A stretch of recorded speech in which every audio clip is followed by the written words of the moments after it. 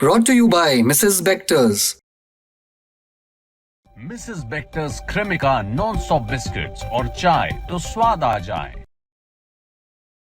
America में राष्ट्रपति Donald Trump की रिपब्लिकन पार्टी के एक नेता ने हिंदुओं के भगवान हनुमान पर विवादित टिप्पणी की है। अलेक्जेंडर डंकन ने अमेरिका के राज्य टेक्सास में बनी हनुमान जी की मूर्ति पर ऐतराज जताया।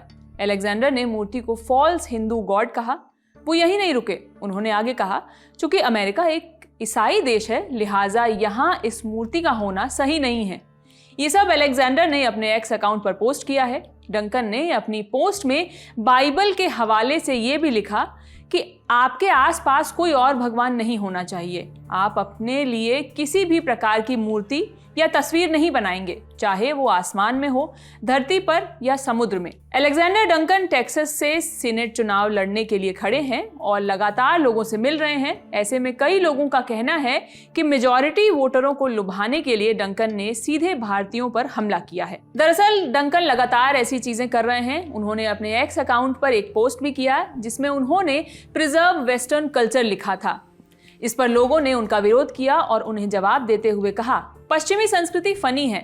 आपने मुश्किल से 300 साल पहले जमीन चुराई। अंतहीन गृह युद्ध, घोर नस्लवाद, बमबारी और बाहरी युद्ध, नफरत, बेईमानी, बच्चों का शोषण, रेप और चुप्पी की संस्कृति, यही एकमात्र पश्चिमी संस्कृति है और शराब इसके एकदम सही प्रतीक हैं। एक दूसरे यूजर ने लिखा, वो संस्कृति जिसमें अन्य देशों के संसाधनों को लूटा गया और स्थानीय लोगों का नरसंहार किया गया।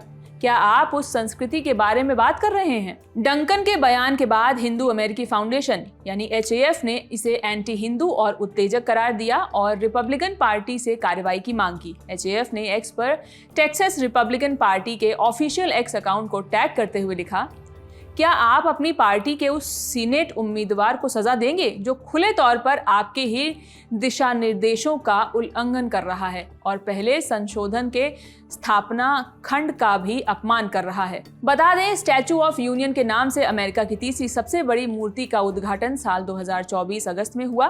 ये पहली बार नहीं है जब इस मूर्ति का विरोध हुआ। उद्घाटन के साथ ही स्थानीय चर्च इसका विरोध करने लगे थे। पिछले महीने भी ट्रंप के ट्रेड सलाहकार पीटर नवारो ने यह दावा करके एक विवाद खड़ा कर दिया था कि ब्राह्मण भारतीय लोगों की कीमत पर मुनाफाखोरी कर रहे हैं। ये बयान रूस से तेल खरीदने को लेकर भारत पर अमेरिका के सख्त रुख के बीच आया था।